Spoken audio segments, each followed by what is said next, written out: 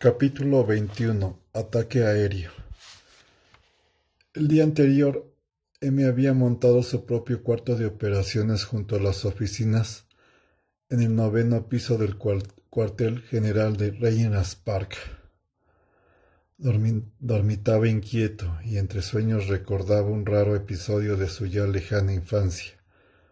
Corría por la playa y el agua de las olas le lamía los pies descalzos. Luego, aquel sonido tan familiar que en sus sueños era la campana con que su madre los llamaba para tomar el té, lo volvió a la conciencia. Era el teléfono rojo colocado al lado de su catre de campaña. M observó que eran ya casi las 5 de la mañana en el momento en que levantó el auricular y contestó con un ronco «Diga». Bill Tanner estaba en la línea y preguntó a M si podía pasar al centro de operaciones. ¿Se rindieron? El jefe de Estado Mayor no podía dormir, la excitación que lo embargaba. ¿Quiénes se rindieron? Gruñó M. Los terroristas, los tipos que se habían apoderado de los reactores nucleares. Todos sin excepción. Aquí en Inglaterra el grupo francés, los dos de Estados Unidos y los alemanes salieron con las manos en alto y dijeron que todo había terminado. M frunció el ceño. ¿Alguna explicación? En realidad ocurrió hace apenas unos minutos. La voz de Tanner había vuelto a su inalterable serenidad. Todavía estamos recibiendo los informes, señor. Al parecer manifestaron haber recibido el mensaje en clave que les ordenaba cancelar la misión.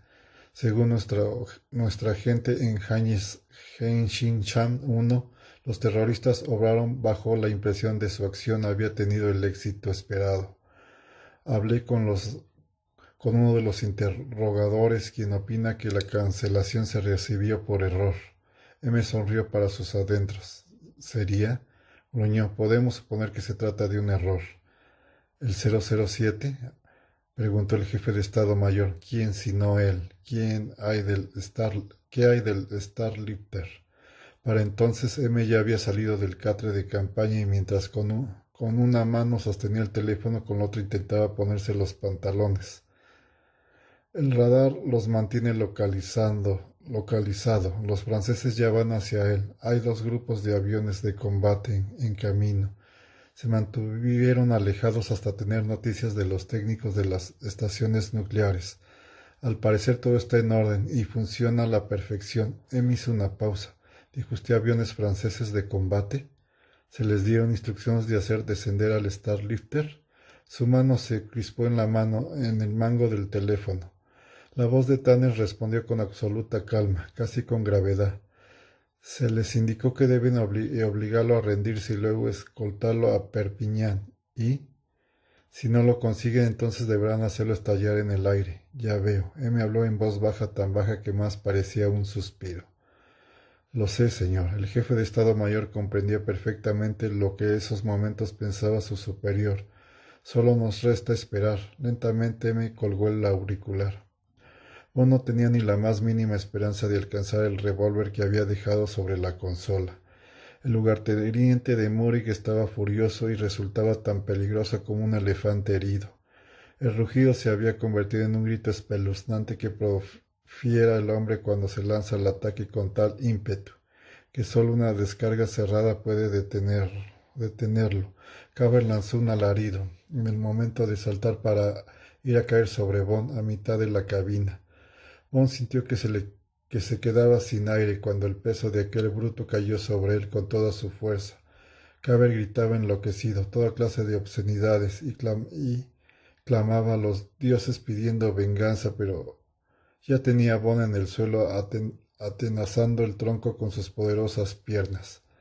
Las manzanas en el cuerpo de su víctima. Bond trató de gritar a Lavender para que le ayudara al sentir que una niebla roja que le nublaba la mente, pero los dedazos de Cabell se lo impidieron con su presión de su garganta brotó una especie de graznido, y entonces con la misma rapidez con que Cabell se lanzara al ataque cambió la situación. Los motores del Starlifter, que hasta entonces produjeran un ronroneo constante como música de fondo, cambiaron de tono, que se hizo más agudo y forzado. Rugieron en tanto que el piso en que luchaban aquellos hombres se inclinó hacia un lado. Bond se percató del cambio radical sufrido por la posición de la aeronave, mientras rodaba por el piso atenazado siempre por Caber. Alcanzó a ver a la Bender toda brazos y piernas que era arrojada hacia adelante como resultado de un embate de la estructura. Luego el Starlifter dio un nuevo bandazo ondulando como un pesado buque de mar picado. Esto seguido por otro repentino y violento cambio de posición, como si descendieran en medio de una vuelta muy cerrada. Arrojó a Caber a un lado obligándolo a soltar la presa. Bond pasó saliva con dificultad, pues la presión de los dedos de Caber casi le había encerrado la garganta, y fue entonces cuando oyó a la Lavender quien le dijo que unos aviones los atacaban. Son aviones de combate, y se están acercando mucho. Bond sintió que se le zumbaban los oídos, por lo que volvió a tragar adolorido, a tragar adolorido, esforzándose también por ponerse de pie y mantenerse derecho sobre aquel piso inestable, ahora en ángulo de descenso, estremeciéndose y corcoveando como si fueran en la montaña rusa.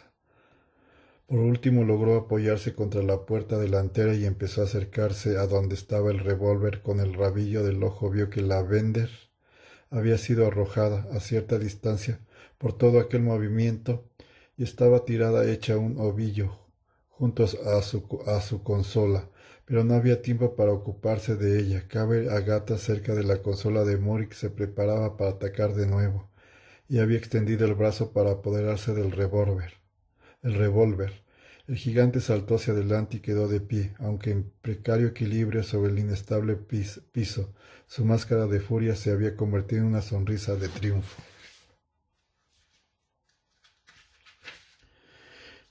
¿Cree que prefiero hacerlo de otra forma?, gritó. No con bala. Una bala es demasiado bueno para ti.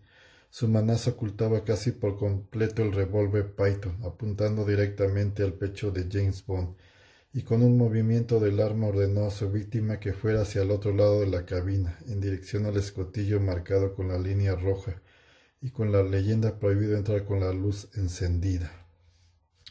Entra allí, rugió Caber, manteniendo el equilibrio a pesar de que, sin duda, el Starlift iba en rápido descenso. No había manera de desobedecer aquella orden sin riesgo de quedar destrozado por las balas del Python. Bond caminó de lado hasta llegar al escotillón. Caber se las había arreglado para marchar muy cerca de él, pero no lo bastante para que pudieran intentar atajarlo. De esto se dio cuenta Bond cuando oyó la voz que le ordenaba: abre esa puerta y deténla hasta que yo pueda sostenerla. Bond hizo lo que le ordenaba. Sintió que la espalda el cañón del revólver y vio la mano de Caber detener la pesada puerta, mientras juntos pasaban por ella para entrar en lo que era propiamente la popa de la aeronave, equipada con vigas y cabrestantes. El Starlifter inició de pronto otra vuelta inesperada que lo separó y que llevó a Bond contra una viga curva ascendente que lo golpeó la mano con fuerza. Sigo detrás de ti, Bond, con la pistolita, así que no intentes ninguna tontería. Tengo que mover un poco esta palanquita y ya. Aquel recinto destinado a carga estaba frío, un desmantelado hangar volante, hecho de metal que olía a aceite y a ese singular aroma a plástico que tiene el aire que se respira en el interior de los aviones. Allí el zarandeo y los cabriolas se sentían con más fuerza, pues, como ya dije, estaba virtualmente bajo la cola del Starlifter. Bond tenía que coger con todas sus fuerzas la viga a fin de no caer, pues el enorme avión parecía volverse a derecha e izquierda, siempre en descenso, con repentinos corcoveos y ruidos espantables, que se debían, según reconoció, a que otros aviones pasaban zumbando muy cerca de ellos. «Allá vamos», gritó Caber, y Bond escuchó el fuerte ruido de un gran interruptor que alguien baja, seguido por el chirrido de un aparato hidráulico, y una reverberación cada vez más fuerte. Sin soltarse, Bond se volvió un poco de lado y vio a Caber que estaba recargado contra una mampara. Dentro del escotillón el revólver apuntándole con la misma precisión y la mano izquierda cerca de una caja de metal abierta, en cuyo interior había un gran interruptor bipolar que acababa de bajar para ponerlo en la posición on. Se produjo otro fuerte corcoveo, pues la aeronave cayó unos 200 pies, por lo que ambos hombres se sujetaron fuertemente a sus inapreciables asideros. Caber soltó una carcajada. El amo tenía loca idea de echarte por aquí y arrastrarte por el mar con el cable cuando recogiéramos el rescate, y yo me encargaré de que te des el chapuzón. La temperatura empezó a descender ostensiblemente y Bond podía sentir el aire que soplaba a su alrededor. Miró hacia atrás, hacia el extremo de aquella bodega que quedaba más cerca de la cola y vio que los lados del fuselaje, largas secciones curvas, se movían girando lentamente hacia afuera, mientras que una sección oblonga del piso descendía suavemente, con gran acompañamiento de chirridos del sistema hidráulico. Era la rampa que bajaba y le permitía ver un trozo de cielo. Es cosa de 2 minutos, gritó Caber. Tendrás una excelente rampa para esquiar, y por ella tirás al diablo, Bond.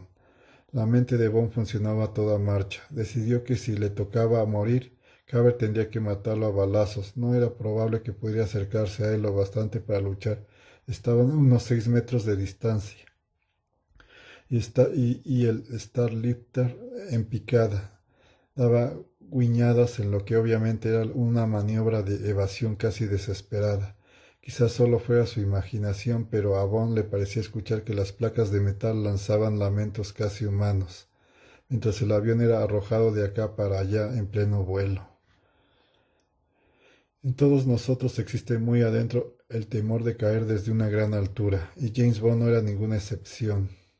Se aferró a su viga paralizado por aquella abertura que se hacía más y más grande entre el metal y el cielo. La posibilidad de una muerte repentina jamás le había quitado el sueño. Era algo con lo que había convivido tanto tiempo y que había dejado de causarle pesadillas. Un instante y está uno vivo, y en un segundo todo era oscuridad. Pero esto no era lo mismo. Sentía en su cuello la mano viscosa de la muerte, y estaba empapado del sudor que produce el verdadero temor. Con grandes tumbos y un último golpe seco, la rampa se trabó al llegar a su máxima abertura, un hueco del tamaño de una casa abierto en el extremo posterior de aquel gigante de los aires. En el fondo de aquella boca el cielo se inclinaba, pero luego giró al iniciar el Starlifter otra maniobra.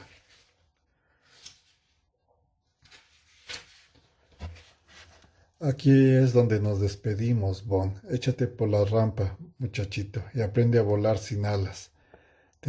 Tendrás que bajarme a tiros, gritó Bond. Decidió que no se iba a rendir sin luchar. Soltando la viga que le servía de asidero, se lanzó contra Caber justo en el momento en que el Starlifter iniciaba un nuevo descenso con la cola en precario ángulo. Bond avanzó tambaleándose, a punto de perder el equilibrio, y, finalmente perdido por completo el control, en este momento paralizante Bond vio ensancharse la sonrisa en el rostro de Caber, quien levantó la mano derecha para apuntar el revólver Python directamente al pecho del 007. Otra sacudida y Bond se tambaleó hacia un lado, pues la aeronave se clavó y se abrió la puerta del escotillón. Por un instante Bond supuso que le había abierto el movimiento del avión, pero empujando hacia adelante por el ángulo de descenso. Vio a la Bender que, armada con una daga oculta en el calcetín de guardia, muerto se disponía a sentar el golpe. Caber trató de volverse para usar el revólver, pero la inestabilidad del piso combinada con lo inesperado de aquel ataque le impidieron actuar. Casi con horror, Bond vio descender la daga que la Bender había tomado con ambas manos para hundirla con todas sus fuerzas en la garganta del mastodonte. En medio del rugido del viento y del atronador ruido de los motores, el borboteante alarido de terror de Caber se escuchó en aquel cavernoso antro. El revólver cayó al suelo y el hombre se llevó la mano a la garganta, de donde brotaba un chorro de sangre que le empapaba el suéter.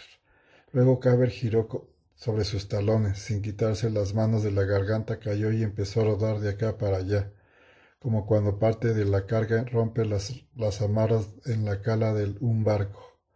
Bond logró llegar a la puerta y estiró el brazo para coger al herido, pero en ese preciso instante el avión cambió nuevamente de postura, levantando la nariz, al tiempo que el tono de los motores indicaba una inyección de potencia a fin de ganar altura. Bond agarró a Caber, pero le fue imposible sostener a aquel hombrón que se le escapó y rodó hacia el sitio donde el piso se hundía, para formar la larga y empinada rampa.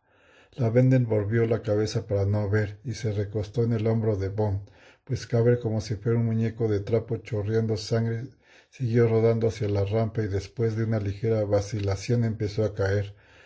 Probablemente ya estaba muerto, se dijo Bond, pero el borboteo de la sangre que emanaba por la herida se convirtió en un espeluznante alarido de terror cuando Caber resbaló por la rampa. Fue aquel grito de una nota horrible sostenida. Cuando llegó al final de la rampa, el cuerpo del gigante pareció corregir su posición y la ensangrentada cara quedó vuelta hacia arriba, mirando a Bond los brazos extendidos, los dedos tratando de agarrarse al metal por un instante. Sus miradas se cruzaron y Bond comprobó que, a pesar de que ya la muerte empezaba a nublar aquellos ojos, se le leía en ellos un odio profundo que parecía asomar de lo que pronto sería su tumba. Luego el gigantesco lugarteniente de Murik salió de la rampa y se perdió de vista. Sin duda iría dando maromas por el aire hasta hundirse en el mar. Yo lo maté, Lavender estaba al borde de un colapso. Obviamente mi adorada Dilly. Bond tuvo que hablar a gritos para hacerse oír en medio de aquel estruendo, pero lo que cuenta es que tú me salvaste la vida. Luego, agarrando con fuerza el mango de madera del interruptor bipolar, lo levantó hasta dejarlo en la posición off. Nuevamente se escuchó el chirrido del mecanismo hidráulico. Hidráulico. Y la rampa comenzó a moverse. Cuando Bond se volvió a mirar a Lavender, vio que ella tenía los ojos fijos en la abertura que se cerraba. Se había quedado literalmente boquiabierta. En el espacio todavía visible pudieron observar dos aviones Dassault Super Mirage que veían como rayos contra el Starlifter. Mientras seguía allí, alelados, Bond y Lavender pudieron ver los relámpagos que surgieron de la nariz de cada uno de los Mirage. En un instante ambos propulsores de combate pasaron a toda velocidad con gran estruendo de motores, incluso antes de que el Starlifter recibiera el impacto de las breves descargas. Se escuchó luego una serie de fuertes golpes, pequeñas explosiones y el ruido del metal al rasgarse. Bajo sus pies el piso inició una larga danza ondulante y por un instante pareció que la aeronave se había quedado inmóvil, en mitad del cielo. Luego volvieron a rugir los motores y el Starlifter se estabilizó. Bond frunció la nariz, pues se percibió el acre olor del humo. Haciendo a la joven a un lado, abrió el escotillón y se vio envuelto en una oleada de humo. 2 o 3 de las balas de poco calibre, disparadas por los Mirage, habían traspasado el metal del techo y se habían incrustado en la consola principal de la que ya surgían las llamas y vomitaban aquel humo asfixiante. Bond le gritó a Lavender que se hiciera a un lado. En medio de todo lo ocurrido en la cabina de carga, su subconsciente había registrado 2 grandes extinguidores de incendios fijos en sus soportes a los lados del escotillón. Tomó pues uno de aquellos pesados cilindros rojos, estrelló el émbolo activador contra la superficie metálica más próxima, abrió la puerta corrediza y dirigió el chorro de espuma hacia la cabina de control. Tosiendo y farfullando a causa de aquellas malolientes emanaciones, Bond volvió por el otro cilindro.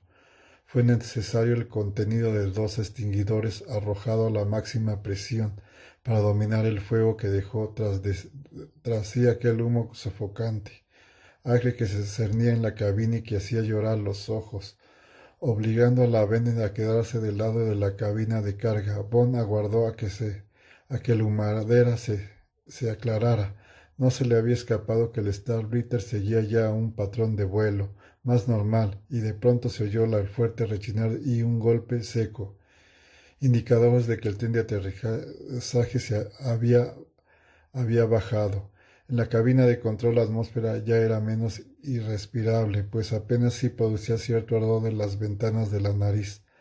Lavender se dirigió a una de las ventanillas ovaladas y alzando la cortinilla informó que parecían perder altura. De este lado hay 2 aviones de combate, añadió. Bond se dirigió a la otra ventanilla. Allá abajo se acercaba la línea de la costa. El Starblighter había iniciado un amplio giro. También de su lado había 2 Mirage que escoltaban al gigante. Miró hacia abajo en busca de algún punto de referencia y reconoció la silueta del Cánigo. Los aviones de combate se mantenían en formación y también ellos bajaron sus trenes de aterrizaje y sus alerones volvían a Perpiñán bien escoltados. Bond miró a su alrededor los cuerpos de los técnicos. Habían quedado atravesados en la cabina, pero Anton Murik había desaparecido. Lavender dijo que tal vez al recuperar la conciencia se hubiera dirigido al puente de mando para dar instrucciones a los pilotos. Sin embargo, cuando tomaron tierra el Perpiñán y la policía junto con los emisarios de M abordaron el avión y Murik había desaparecido. En la cuesta que siguió, uno de los pilotos franceses informó que había visto caer de la rampa posterior el cuerpo de un hombre, sin duda el de Caber. Otro creía recordar que alguien había saltado en paracaídas, pero dadas las circunstancias no podía jurarlo. Los aviones de combate habían llegado a toda velocidad, y al principio el Starlifter se había limitado a seguir una táctica de evasión, negándose a obedecer sus órdenes. Fue solo último recurso que 2 de los Mirage habían disparado un par de cortas andanadas, y después de esta demostración de fuerza, el Starlifter se había rendido. Fue también después de que se hicieron los disparos que el piloto del Mirage le parecía haber visto un paracaídas que descendía hacia el mar, pero repitió que no le era posible afirmarlo. Con certeza de la popa del avión salía gran cantidad de humo y había nubes dispersas. Sí, en efecto saltó en paracaídas. No era muy probable que haya logrado sobrevivir en medio del mar, comentó uno de los emisarios de M. En el vuelo de regreso a Londres, Lavender manifestó que se negaría a dar por muerto a su tutor mientras no viera el cadáver. Así pues, cuando Bond rindió su informe a M, quedaba algunos puntos sin aclarar.